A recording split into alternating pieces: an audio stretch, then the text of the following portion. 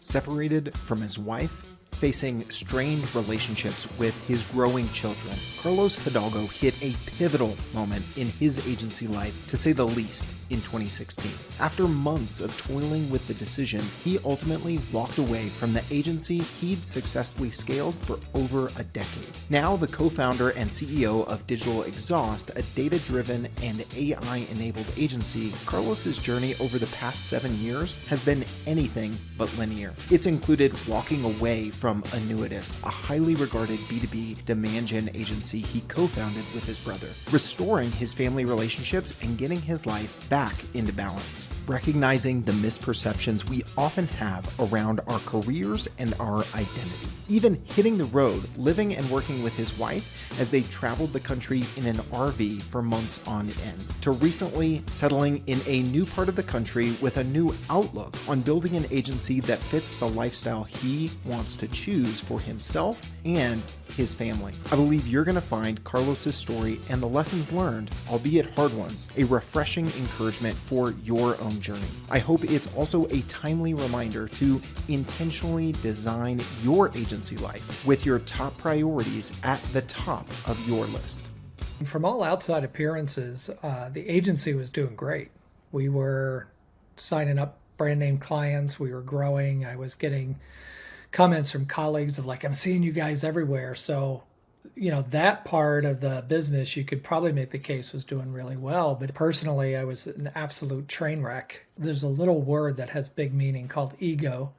I had allowed my ego and my identity to get so wrapped up in, Carlos Hidalgo is the co-founder and CEO of this agency, and look at what I have built, which is a total fallacy. It was any success we had was a blessing from God, not anything that I necessarily had done. And it took a team, where I was flat on my face as a owner. I had made some horrible decisions, personally, starting with neglecting my marriage and my kids, who were all home at the time, in pursuit of this agency, of this growth. I couldn't get enough of the accolades, and it all just, came to an end. It came to rock bottom. And where I found myself in 2016 was separated from Suzanne, having kids who were asking the question, oh, so now you want in on our lives.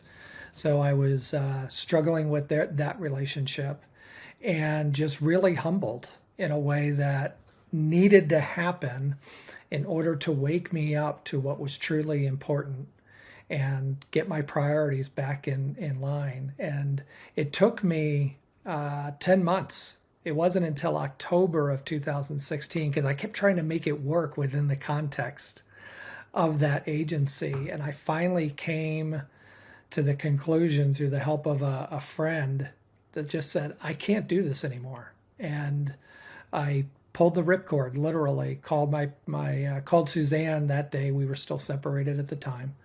Told her that I was going to be leaving, and then I individually called my partners, and it took us 4 months to put that whole plan together and move forward that way. But it was the best decision I ever made, and it really allowed me to get my life back. What was her initial response when you made that call? Because you had been building ANNUITAS for 10, 11 years at that point. You realized that you were hitting rock bottom. The two of you were separated. You had strained relationships with your kids, as you alluded to.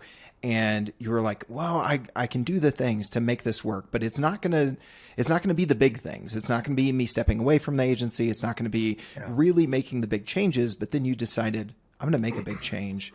And you made the call to her. What was it like at that point? Yeah, I'll never forget her response. She very graciously said, I had been hoping and praying that would be the decision you came to, but I knew you needed to make it on your own. So I never said anything.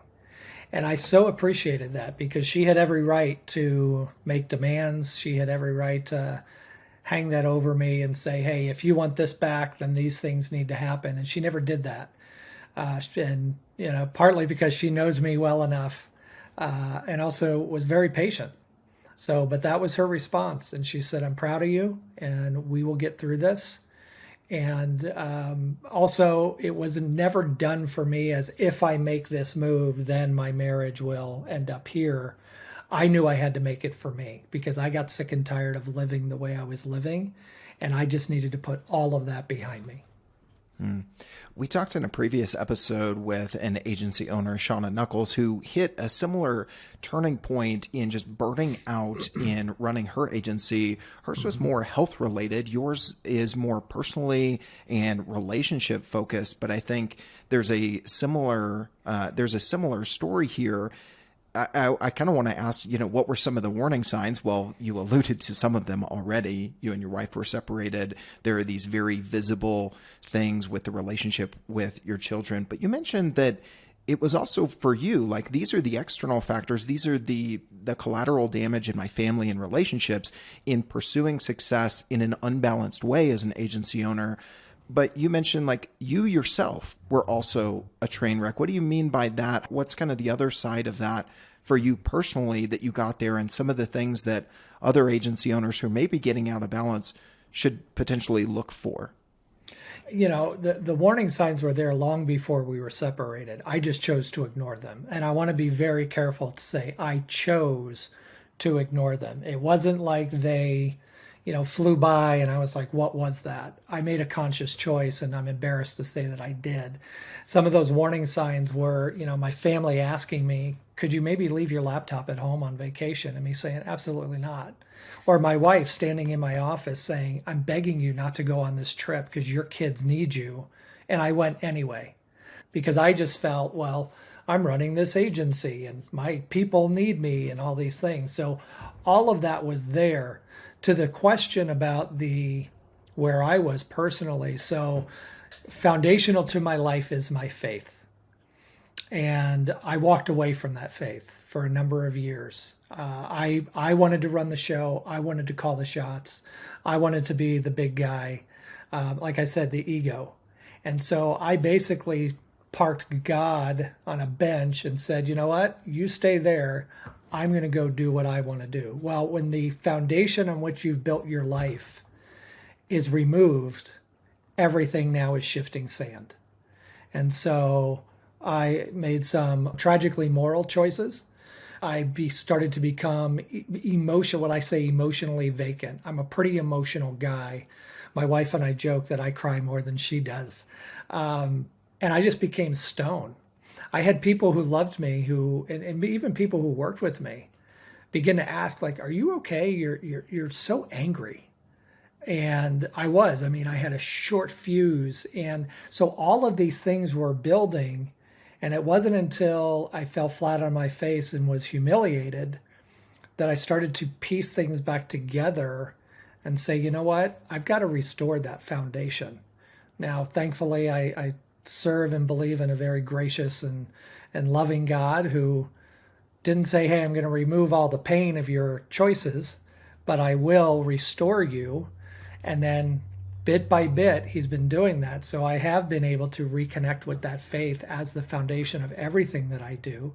And it doesn't mean every day is fantastic, but I got back to who God created me to be, which now has given me the direction and kind of the North Star on how to run any business that I start or any business that I work in from here on out. I want to talk a little bit more about what has been like for you since then. You wrote a book titled The Un-American Dream that really documented some of this story. You've been brand side. You've worked with other agencies. You recently started Digital Exhaust, your current agency that you're running. But before we get to that, you were mentioning, I really appreciate, Carlos, your humility and your candor, talking about consciously ignoring the warning signs. And you did a great job of pointing out the things that were there before the collateral damage started to happen. Those weren't the warning signs. There were things further back. And again, I think this conversation is valuable for other agency owners who may be recognizing some of these signs. They're getting out of balance. They're getting burnt out in a way that is impacting their relationships, their family. And you mentioned a few things I wanted to call out. For you, it was about ego.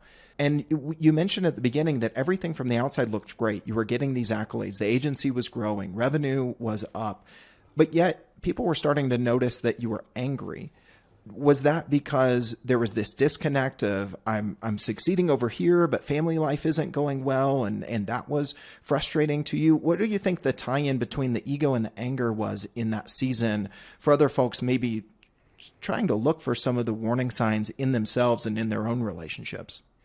Yeah, I think it all came back to the identity piece. I was putting my identity in the business and the success of the business. I was whatever the agency was at that point. Well, that's not who God created me to be.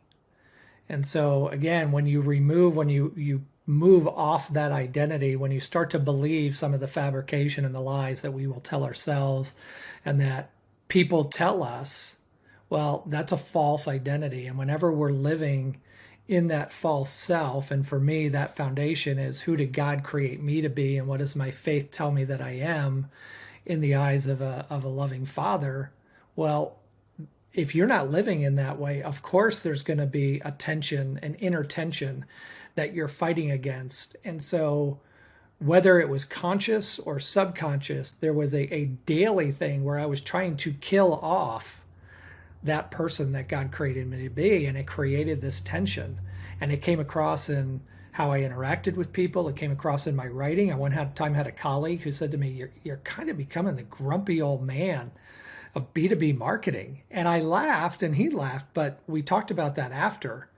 And I said to him, and he said, yeah, I was actually being serious. He said, it was coming across like you just always had this axe to grind.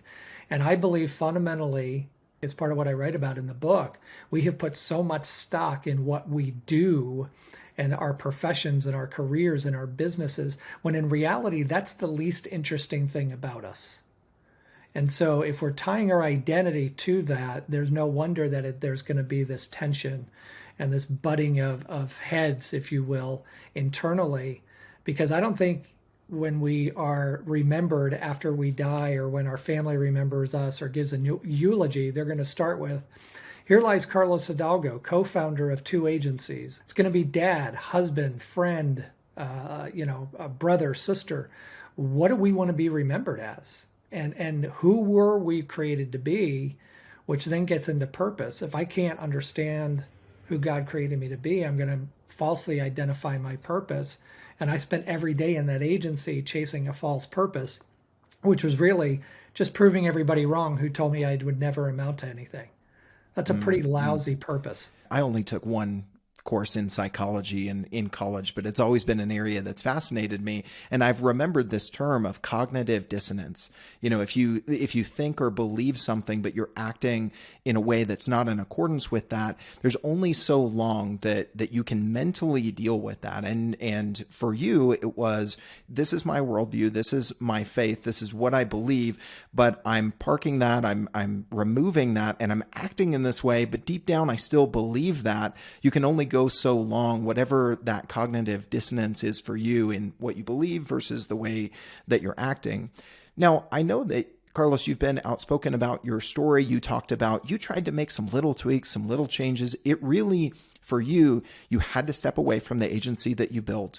You had to pull the ripcord, as you said earlier. What were some of your next steps in what you called redesigning your life? You started to talk more about lifestyle design.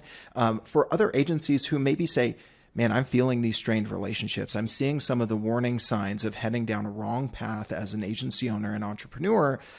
But does that mean I have to step away from agency life? Does that mean I have to give up my agency in order to get my life back into balance? What would you say are some of the things from your story they could learn from, and what would be your advice to them if they're asking that question right now? Yeah, the first thing I did is I had to make some apologies. I had to go to people that I had, not even necessarily screwed over, just didn't treat well. It started with my wife, and that wasn't the first time I apologized, but then sitting down with my kids and then really thinking through what is next. I didn't have some big buyout. I didn't have some big, nest egg to lean back on. I literally was like, in February 17, that was it. I was done. And I had to really think through, what is this going to be? And so I decided that I was going to work through my network and just do some individual consulting. So I started a new LLC. I won't even call it an agency. It was a one-man band. And at the same time, I started discussions with Suzanne of, okay, what does this look like? What are we going to do? At that point, we had decided to get back together and start to build what we call our second marriage. What do we want this to look like? What do we want this to be? And rather than letting the business dictate our lives, we allowed our lives to dictate the business. And so I didn't have some big growth plan. I didn't have, I want to be this much by this much. I knew what we had to make to pay the bills and to live the life that we wanted. So I created a consultancy that afforded that. Eventually, Suzanne quit her job at the public school to come work with me as my partner. She was a co-founder in that consultancy. And we were constantly talking about, hey, should we do this? Should we do that? At that point, we had one child left at home who was a junior in high school. So then we started talking about, what does empty nest look like? And that's something we've adopted, is we're constantly talking about, what do we want our lives to look like? We're both in our young 50s. What do we want life to look like in our late 50s? What do we want it to look like in our early 60s? And again, that's presuming we're still around. Nobody has a guarantee. But that's where the whole topic of life design came in. And even with starting Digital Exhaust, before we committed to that, we had the discussion of, what do we want this to be? And she very lovingly was like, hey, here's some of the things that could be pitfalls for you, because I know how you're wired and I know you are aggressive in what you want to do and you're very entrepreneurial. So those are wide open discussions, which have really bred some great emotional intimacy with us, of just really being in this together. And she overhears my conversations, she overhears my calls, and I value her opinion. So I really feel like this time we're in it together. Man, what a story there, from going from this agency that you founded, that you ran, that you felt like was your identity, and that almost being on one side of the wall. And then your marriage was over here. Suzanne was saying, hey, there are other things that are important. What about us? And you're clinging to the agency, to actually starting a consultancy where you're business partners, right? And that won't be the path for everyone. Right. Everyone is going to look a little bit different. But one of the things I've heard you say before, Carlos, is when on the topic of work-life balance, people talk about work-life boundaries, people talk about work-life integration. And I think that words really matter. And you have done so much thinking about this because of your story, what you've experienced, the book that you've written, the work that you've done consulting with other agencies in your network. I've heard you say, when we try to separate work from life, we make life more difficult. What do you mean by that? Yeah, work is the only thing we try to separate from life in the way we describe it. So you just talked about balance, harmony, integration. I never hear anybody talk about kids' life balance or marriage life balance or finance life balance. The reality is we all only have 168 hours each week. All of us. And as I've said before, if Elon Musk hasn't figured out how to create time, I think we're all just bound by 168 hours.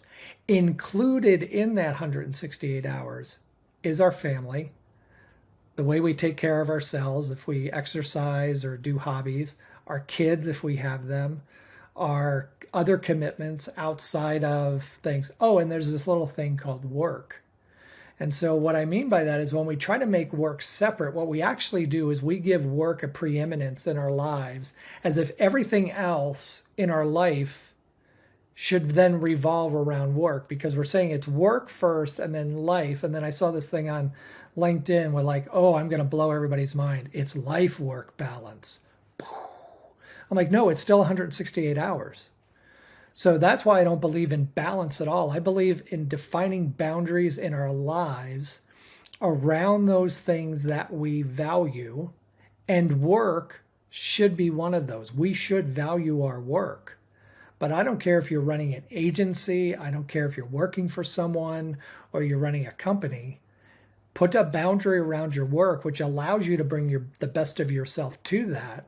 But when it's done, it's done. So I have a friend of mine who will call me sometimes at like 6:30, 7 o'clock at night. I'm like, how many times do I have to tell you I'm not going to answer my phone unless it's an emergency? And I know when it's him, it's not an emergency. So I've put some boundaries, and even with the launch of Digital Exhaust, we have really, lofty goals for what we want to do and where we want to take things. And some of them have to do monetarily, most of them do not. But I start every day at about 8:30, and I'm done every day probably by 5:30.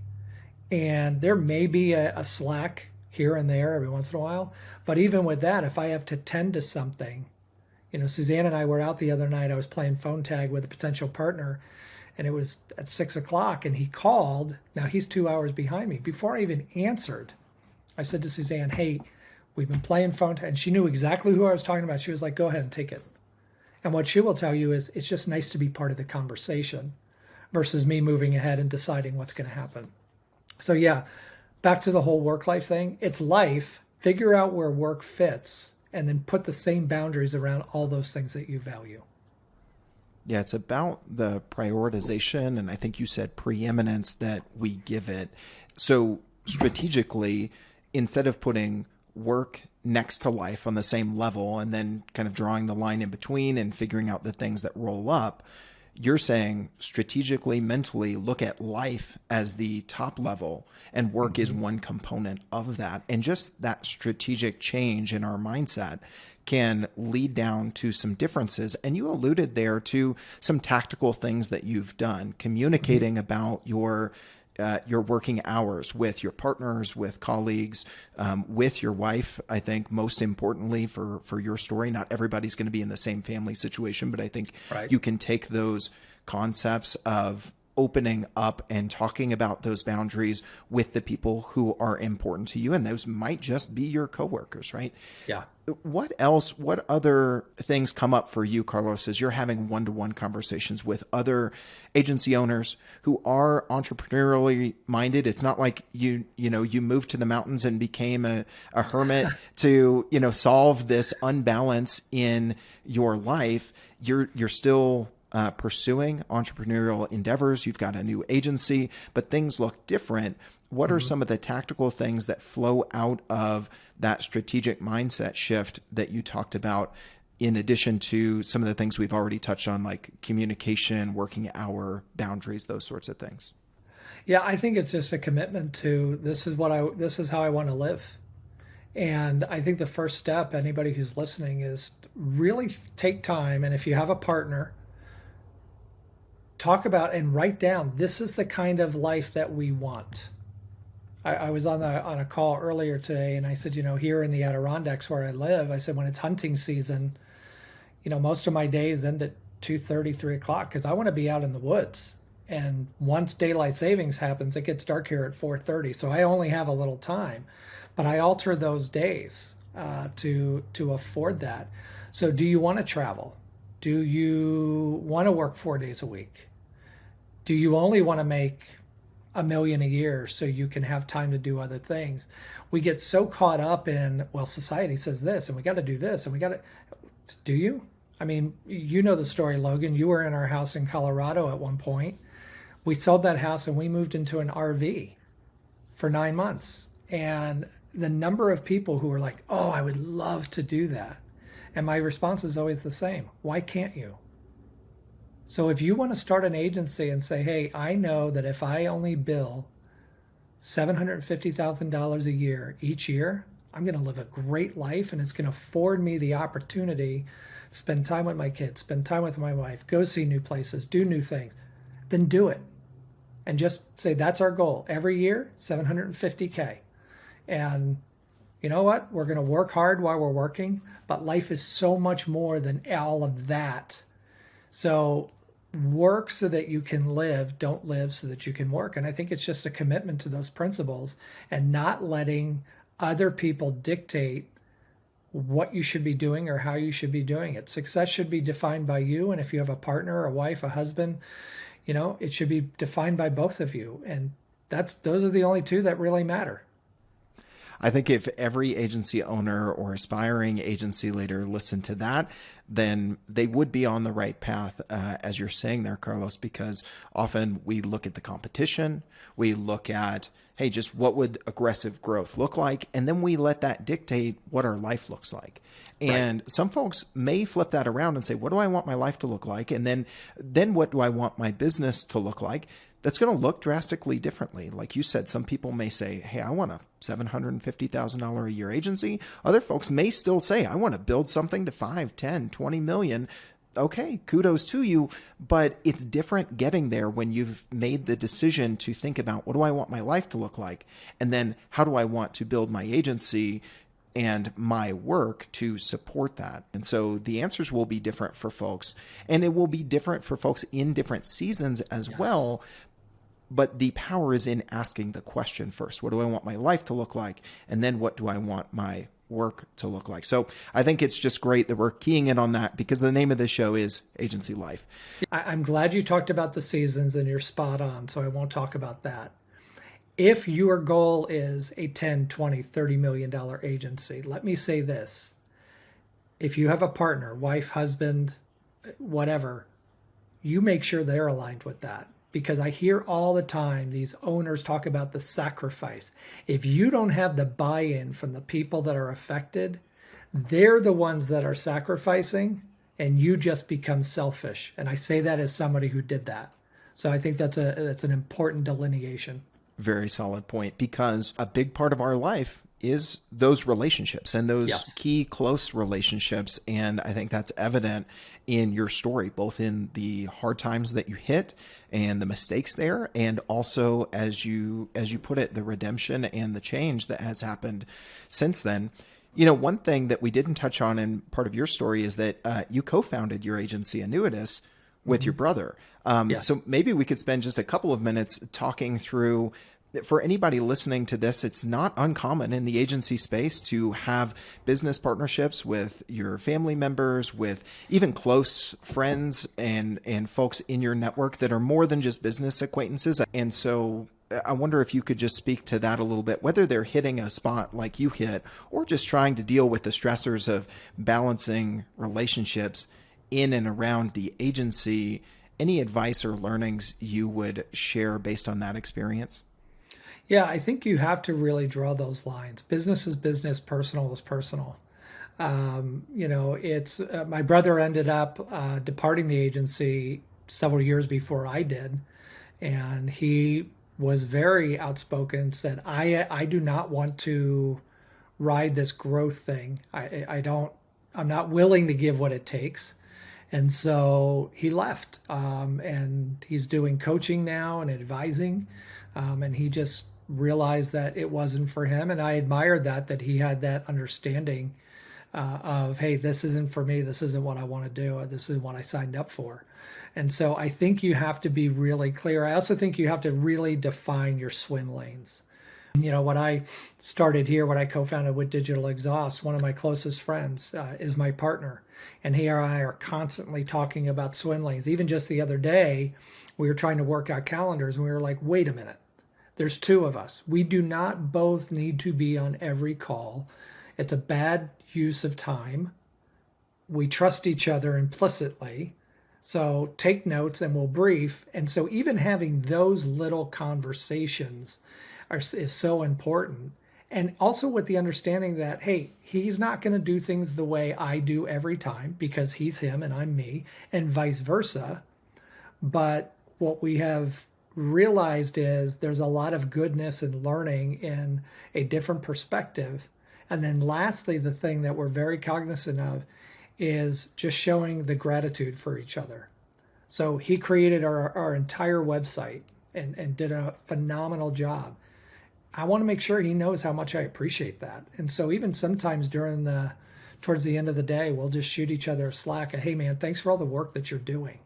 Is it what we're in business for? No, but it's really nice to know that you're appreciated and that the work you are doing is noticed. And that goes for anybody, whether they're partners or anything. But the biggest thing is keep them separated. Understand that, if you're in business with a brother or a sister or a parent, at the family outing, you don't have to sit there and talk business. In fact, don't. Talk about your relationship, talk about what's going on. Business will be there on Monday when you get back. I think that's solid advice. Well, Carlos, this has been a great conversation. We want to round it out with the two segments that we always have here on Agency Life, our Fast Five, and then give you the opportunity to give a shout out to someone who has really impacted your journey through agency life. So you ready? Yep, let's do it.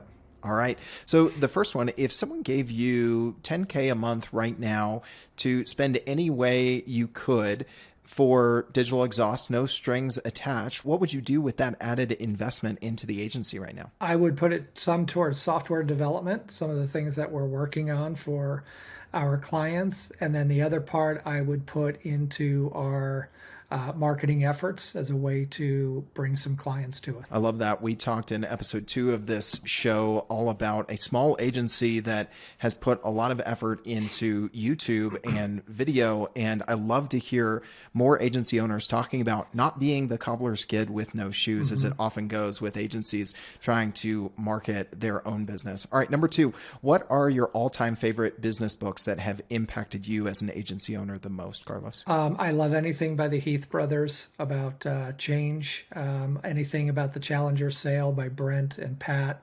and Matt Dixon, fantastic books.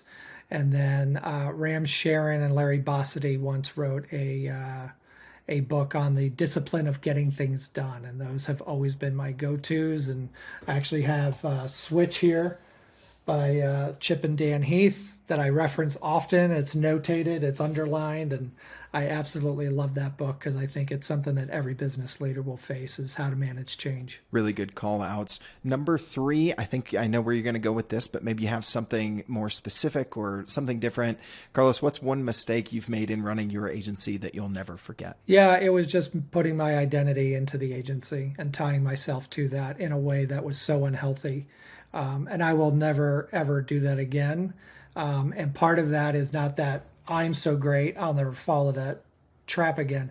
I've got an amazing wife and a couple of dear friends who are brothers to me that I hold myself accountable to, and gently will kick me in the backside when needed, and keep me between those buoys. And I'm eternally grateful for that. I love it.